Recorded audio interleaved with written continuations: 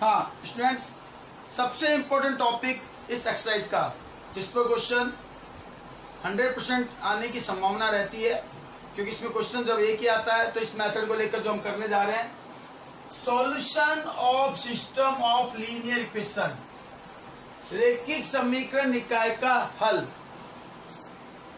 इस तरह की इक्वेशन हम पढ़ चुके हैं, 10th क्लास से पढ़ते आ रहे हैं कि समीकरण निकाय क्या होती है, लीनियर इक्वेशन क्या होता है। ऐसी इक्वेशन जिसमें दो वेरिएबल, तीन वेरिएबल यानी दो चर, तीन चर से मिली होती है, एक्स वाई जेड करके हम कह सकते हैं कि उसमें इक्वेशन में पावर 1 हो, एक्स की पावर 1, वाई की पावर 1, जेड की पावर 1, यानी एक घात। अगर वेरिएबल की घात एक है, पावर एक है, तो वैसी इक्वेशन जो कहलाती है वो कहलाती है लीनियर इक्वेशन, रैखिक समीकरण। हमने 10th में पढ़ते थे ऐसी इक्वेशन 2x + 3y = 5, तो ऐसी इक्वेशन को कहते हैं हम लीनियर इक्वेशन, रैखिक समीकरण। यहाँ पावर 1 है देखो, और ये दो चर में है, दो वेरिएबल में, चर वेरिएबल, इन्हें वेरिएबल बोलते हैं। इस प्रकार की इक्वेशन कहलाती है रैखिक समीकरण, ठीक है ना। यहाँ जैसे तीन चर ले लिए हमने, तीन चर का मतलब हो गया 2x + 3y + 5z = 6। तो ये तीन वेरिएबल है, यहाँ तीन चर है, यहाँ तीन वेरिएबल है, ये रैखिक ही, लीनियर ही, क्योंकि x की पावर 1, y की पावर 1, z की पावर 1 है। तो ऐसी इक्वेशन कहते हैं हम लीनियर इक्वेशन, रैखिक समीकरण। ये दो प्रकार की होती है। किस प्रकार की दो, कैसी होती है? यहाँ देखो, अगर यहाँ इक्वल में जो मैंने लिखा है, जिसे हम कांस्टेंट कहते हैं, अचर कहते हैं, इसके साथ कोई वेरिएबल नहीं है, ये अचर है, कांस्टेंट है। अगर ये 0 के इक्वल हो इक्वेशन, तो उसे हम कहते हैं होमोजीनियस, समघाती समीकरण। और अगर ये 0 के इक्वल नहीं है, किसी और वेरिएबल के इक्वल है, तो उसे कहते हैं नॉन होमोजीनियस, विषमघाती। यानी जैसे यहाँ 5 है, 6 है, तो ये इक्वेशन कहलाती है विषमघाती, नॉन होमोजीनियस। अगर ये इक्वेशन मैं ऐसे लिखूं 3x + 5y + 7z = 2, तो ये कहलाती है विषमघाती, नॉन होमोजीनियस। और ये अगर मैं यहाँ 0 के इक्वल लिखूं तो ये कहलाती है होमोजीनियस, समघाती। तो दो तरह की होती है लीनियर इक्वेशन। हम यहाँ जो सॉल्व करेंगे वो नॉन होमोजीनियस की इक्वेशन को सॉल्व करेंगे, यानी विषमघाती को। यानी हमारे सामने जो इक्वेशन आएगी उसमें यहाँ 0 नहीं होगा, सब में यहाँ वेरिएबल होगा, तो हम उसको कहते हैं नॉन होमोजीनियस। अच्छा, समीकरण निकाय को हल करना, इक्वेशन को सॉल्व करना, आपने 10th में पढ़ा था, बहुत सारे मेथड्स पढ़े थे आपने। भाई हमें क्या करना है, हमें एक्स वाई जेड की वैल्यू निकालनी है। भाई एक्स वाई जेड की ऐसी क्या वैल्यू होनी चाहिए जिससे इक्वेशन सेटिस्फाई हो जाए, यही तो होता है। हम पढ़ते थे 10th में दो इक्वेशन को लेकर, 2x + 5y = 3 and 4x + 6y = 4। हमें कहते थे इस इक्वेशन सॉल्व करो, तो हम एक करते थे एलिमिनेट मेथड, मतलब कि x को हटाते हुए y की वैल्यू निकालेंगे, y को हटाते हुए x की वैल्यू निकालना। ये विधि हमने पढ़ी थी, मेथड पढ़ा था। उसके बाद हमने पढ़ा था क्रॉस मल्टीप्लाई मेथड, वज्र गुणन विधि, यानी हम क्रॉस मल्टीप्लाई करके भी इसको निकालते थे। यानी हमने बहुत सारे मेथड से पढ़ा था, वो हमने जो पढ़ा था 10th में। यहाँ हमें दो मेथड से यूज करना है। एक मेथड आता है डिटर्मिनेंट मेथड, सारणिक के प्रयोग से, और इस मेथड का नाम होता है क्रैमर रूल। आपको क्वेश्चन में रूल लिखा हुआ आएगा कि आपको ये सॉल्व इक्वेशन जो करनी है वो कौन से मेथड से करनी है। तो एक तो होता है क्रैमर रूल, ये नाम लिखा सकता है, या ये लिखा सकता है कि बाय यूजिंग डिटर्मिनेंट मेथड, सारणिक के प्रयोग से करो, लिखा आएगा क्वेश्चन में। एक होता है by using matrix method, matrix विधि के प्रयोग से, यानी ये जो इक्वेशन आपको मिलेगी लीनियर इक्वेशन, उसका सॉल्यूशन डिटर्मिनेंट मेथड से करेंगे और मैट्रिक्स मेथड से भी हम करेंगे। तो यहाँ क्वेश्चन में इन दो में से कोई एक मेथड का नाम लिखा आएगा, तो हमें उसी मेथड का यूज करना होगा सॉल्यूशन के लिए।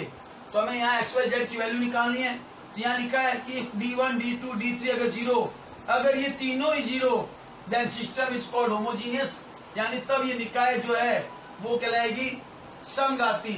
और अगर तीनों 0 नहीं हो देन या अदरवाइज इन तीनों में से कोई एक जीरो होने से कुछ नहीं होगा। तीनों जीरो होने पर ही ये समघाती कहलाएगी, अन्यथा ये विषमघाती कहलाएगी, नॉन होमोजीनियस। तो यहाँ हम विषमघाती समीकरण निकाय हल करेंगे। We solve non homogeneous system of linear equation, दो विधियों के प्रयोग से solution of system of linear equation using two methods, एक बाय यूजिंग डिटर्मिनेंट मेथड्स जिससे कहते हैं क्रैमर लॉ, क्रैमर नियम, एक होता है using method by matrix method, एक होता है मैट्रिक्स विधि से। तो हम इसका प्रयोग करने जा रहे हैं। हाँ, तो सबसे पहले हम क्रैमर रूल यानी डिटर्मिनेंट मेथड से हल करने का मेथड सीख रहे हैं हम। मैं ले रहा हूं फॉर टू वेरिएबल यानी दो चर की, यानी एक्स और वाई दो वेरिएबल की अगर इक्वेशन हमारे पास, तो हम उसको अगर क्रैमर रूल से करना चाहे तो क्या मेथड है, अच्छी तरह समझे। बहुत इजी मेथड है, इजी लगेगा आपको। मान लेते हैं ये इक्वेशन है कोई a1x plus b1y equal to c1, a2x plus b2y equal to c2। देखो यहाँ x और y ये दो ही वेरिएबल है और a1, b1 और c1 तो कांस्टेंट होते हैं। मैं जो सॉल्यूशन करवा रहा हूँ वो नॉन होमोजीनियस, यानी यहाँ c1 और c2 जो है वो जीरो नहीं है, ध्यान रखना, होमोजीनियस नहीं है, नॉन होमोजीनियस पर है ये रूल। तो क्रैमर रूल से ये फॉर्मूला होता है। अगर आपको x की वैल्यू निकालनी है तो ये देखो, ये मैंने लिखा है डिटर्मिनेंट 1 अपॉन डिटर्मिनेंट, सारणिक 1 बट्टा सारणिक का भाग। y की वैल्यू निकालनी है सारणिक 2 बट्टा सारणिक का भाग, डिटर्मिनेंट 2 बाई डिटर्मिनेंट, जहाँ डिटर्मिनेंट जीरो नहीं होना चाहिए, यानी सारणिक का मान जीरो नहीं निकले। अभी डिटर्मिनेंट क्या होता है, जैसे ये आपके पास कोई इक्वेशन है तो इक्वेशन को पहले देखना कि x और y एक स्थान पर होने चाहिए और कांस्टेंट, खाली कांस्टेंट दूसरे स्थान पर, यानी LHS और RHS में आपको पहले सेट करना होगा x और y LHS पोर्शन में और केवल कांस्टेंट को पहले RHS पोर्शन में लिख देना। फिर ये डिटर्मिनेंट जो हम कह रहे हैं कि क्या होता है, तो डिटर्मिनेंट यानी सारणिक, तो ये जो डिटर्मिनेंट लिखा मैंने, ये डिटर्मिनेंट होगा x और y के कोफिशिएंट को लेकर, गुणांक को लेकर, a1 b1 a2 b2, ये सबसे पहले डिटर्मिनेंट लिखेंगे हम और इसका सॉल्यूशन करेंगे। ये नॉट इक्वल टू जीरो आना चाहिए, यानी इसका जीरो नहीं आना चाहिए। अगर जीरो आ रहा है तो इसका मतलब हम इस इक्वेशन का सॉल्यूशन नहीं ज्ञात कर सकते। डिटर्मिनेंट फर्स्ट का मतलब क्या होता है, फर्स्ट, इस फर्स्ट का मतलब है फर्स्ट कॉलम जो है वो आपको चेंज करनी है, सेकंड कॉलम सेम रहेगी, फर्स्ट कॉलम है ना डिटर्मिनेंट की वो चेंज करनी है। a1 a2 की जगह हमें ये कांस्टेंट लिखना है, जो इक्वेशन में जो है ना कांस्टेंट वो लिखना है c1 c2 और सेकंड कॉलम सेम रहेगा। ओके, ये डिटर्मिनेंट फर्स्ट होता है। डिटर्मिनेंट सेकंड, सेकंड का मतलब होता है कि सेकंड कॉलम को चेंज करना है, फर्स्ट कॉलम सेम रहेगा, यानी इस इक्वेशन का ये जो कांस्टेंट है वेरिएबल x के साथ a1 a2 ये तो रहेगा वही, और 2 का मतलब है सेकंड कॉलम की जगह आएगा कांस्टेंट। तो ये होता है डिटर्मिनेंट 1 और डिटर्मिनेंट 2, सारणिक 1 और सारणिक 2, और इसके सॉल्यूशन को निकालकर इस फॉर्मूले में पुट कर देंगे तो हमें x और y की वैल्यू मिल जाएगी। ये 2 वेरिएबल को लेकर था। ऐसे ही हम यहां लेते हैं फॉर 3 वेरिएबल्स, फॉर 3 वेरिएबल, 3 चर के लिए, 3 चर के लिए, इसी में मैं करा रहा हूं 3 चर के लिए। अगर आपको करना हो यानी इक्वेशन में 3 चर आएंगे, late a1x b1y plus c1z equal to d1, तो x y और z ये देखो आपके 3 वेरिएबल आ गए और d1 आपका एकदम कांस्टेंट है, a2x b2y c2z equal to d2 और a3x b3y c3z equal to d3। अब इसको लेकर के हमें सॉल्यूशन करना है क्रैमर रूल द्वारा, तो लिखेंगे bye using Cramer's rule, Cramer नियम से अगर हम करते हैं तो यहाँ x y z की वैल्यू जो आएगी वो इस तरह आएगी, x आएगा determinant first upon determinant, y की वैल्यू आएगी डिटर्मिनेंट सेकंड अपॉन डिटर्मिनेंट, और z की वैल्यू आएगी determinant third upon determinant. Condition determinant not equal to zero. तो यहाँ देखो हमें एक तो डिटर्मिनेंट चाहिए, एक डिटर्मिनेंट फर्स्ट चाहिए, सेकंड चाहिए और थर्ड चाहिए। तो नाउ डिटर्मिनेंट क्या होगा, डिटर्मिनेंट सारणिक, पहली सारणिक बनेगी एक्स वाई जेड के जो कोफिशिएंट है, जो गुणांक है उनको लेकर a1 a2 a3 plus b1 plus b2 plus b3 c1 c2 और c3, और ये नॉट इक्वल टू जीरो आना चाहिए। ये पहले चेक करना है, इसको खोलने पर जीरो नहीं आना चाहिए।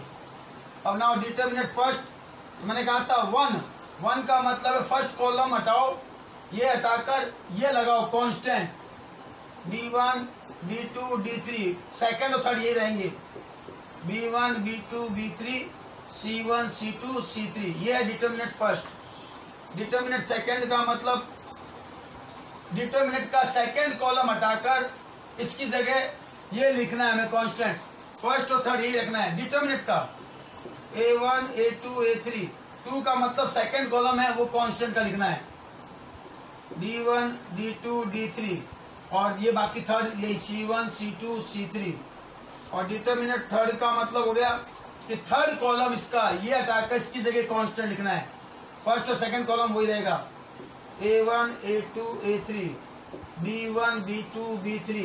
नाउ थर्ड कॉलम जो ये c1 c2 c3 था डिटर्मिनेंट का, इसकी जगह आएगा d1 d2 d3।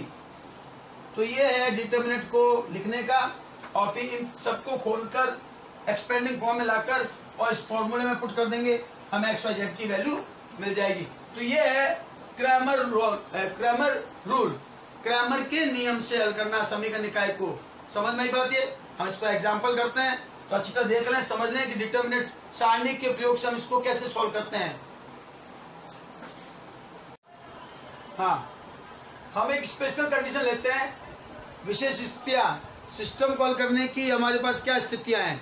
तो देखें, फर्स्ट है if determinant not equal to zero then system of equation have a unique solution and it's called consistent. यानी यदि सारणिक का मान जीरो नहीं है तो समीकरण निकाय संगत होगी। इसका मतलब निकाय का हल अद्वितीय, अद्वितीय का मतलब होता है यानी हल निकलेगा, एक्स और वाई की वैल्यू निकलेगी, यूनिक सॉल्यूशन, और इट्स कॉल्ड कंसिस्टेंट, संगत कहलाता है।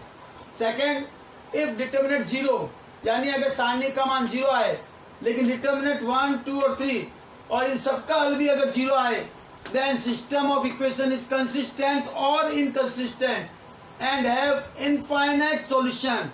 यानी अगर सारणी का मान जीरो और डिटर्मिनेंट 1 2 3 इन सब की वैल्यू भी जीरो हो तो समीकरण निकाय या तो संगत हो सकती है या असंगत हो सकती है, और उसके अनंत हल होंगे, यानी हल इनफाइनाइट में जाएंगे, सॉल्यूशन नहीं होगा। कहने का मतलब ये है, ये कंडीशन है, स्पेशल केसेस है।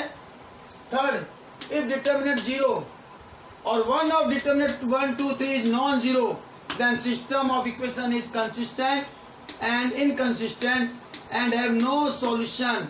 यानी डिटर्मिनेंट का मान अगर जीरो है और इन तीनों में से कोई एक अगर शून्य हो रहा है, जीरो हो रहा है, तो समीकरण निकाय कहलाएगी असंगत, इनकंसिस्टेंट कहलाएगी, और निकाय का हल संभव नहीं होगा। यानी निकाय एक ही कंडीशन में हल देगी, सॉल्यूशन एक ही कंडीशन में आएगा कि डिटर्मिनेंट जीरो नहीं होगा, और डिटर्मिनेंट का अगर जीरो नहीं हो तो वो यूनिक सॉल्यूशन देगा। बाकी दो केसेस है वो उसके अकॉर्डिंग हम उसका कल लाइन लिखेंगे, ये लाइन ही लिखेंगे। अगर इन दो कंडीशन में से कोई आ गई तो आंसर में केवल ये लाइन लिखेंगे जो मैंने लिखाई हुई है। तो ये स्पेशल केसेस है समीकरण निकाय को हल करने के लिए, system of solution of linear equation. अपने एक एग्जांपल ले रहे हैं, solve linear equation by Cramer's rule. Cramer नियम से समीकरण निकाय, रैखिक समीकरण को हल करना। हमें ये इक्वेशन दे दी है और उसको हल करना है। समीकरण क्रैमर रूल से लिखा आएगा, या लिखा आएगा बाय यूजिंग डिटर्मिनेंट, सारणिक, क्योंकि क्रैमर रूल सारणिक ही होता है, डिटर्मिनेंट होता है। तो हम कैसे सॉल्व करेंगे? सबसे पहले इक्वेशन को देखना, एक्स और वाई वेरिएबल एक साइड में होना चाहिए और कांस्टेंट एक साइड में, जो कि यहाँ है, नहीं तो इसको भी सेट करना पड़ सकता है। ओके, अब हम डिटर्मिनेंट मेथड यूज करेंगे, तो हमें यहाँ डिटर्मिनेंट निकालनी होगी। पहले डिटर्मिनेंट निकालेंगे, वो एक्स और वाई के कोएफिशिएंट 2 2 -3 and 3 अब 2/2 का डिटर्मिनेंट सॉल्व करो, पहले इसकी मल्टीप्लाई 6, ओके, फॉर्मूले का माइनस, अब इसकी multiply -6 then +6 12 not equal 0। It means ये कंसिस्टेंट है इक्वेशन, समीकरण संगत है, यानी इसका सॉल्यूशन यूनिक होगा। हाँ, अतः समीकरण निकाय संगत है, यूनिक है, ठीक ना, तथा इसका अद्वितीय हल होगा। Since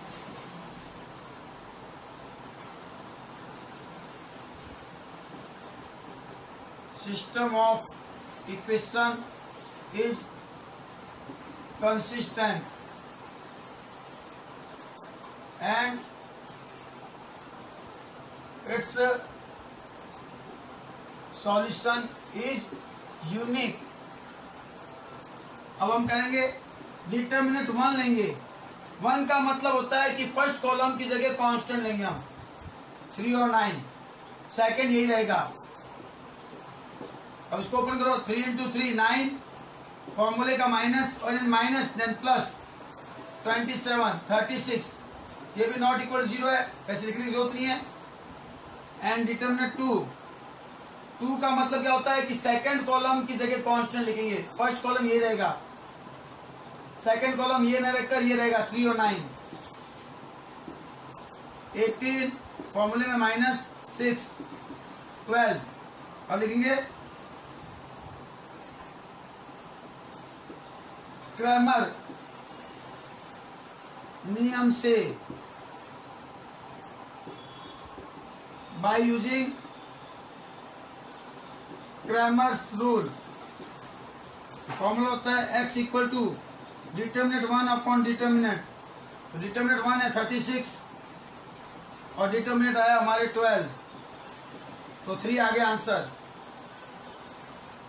and y equal to determinant 2 upon determinant, determinant 2 है 12 अपॉन 12 1, यानी x की वैल्यू 3 और y की वैल्यू 1, ये आंसर आ गया। ये था इजी मेथड एकदम। अब ये आपका आंसर सही है या गलत, हम इसको भी पता लगा सकते हैं, जैसे हम 10th क्लास में पता लगाते थे। ये x और y की वैल्यू यहाँ आप पुट करके चेक कर ले, यहाँ करें यहाँ करें, इक्वल टू 3 और 9 आ रहा है, इसका मतलब आंसर सही है। यहाँ 3 पुट किया, 3 2 6, एंड यहाँ 1 पुट किया 3, 6 - 3 3 आ रहा है, चेक हो रहा है।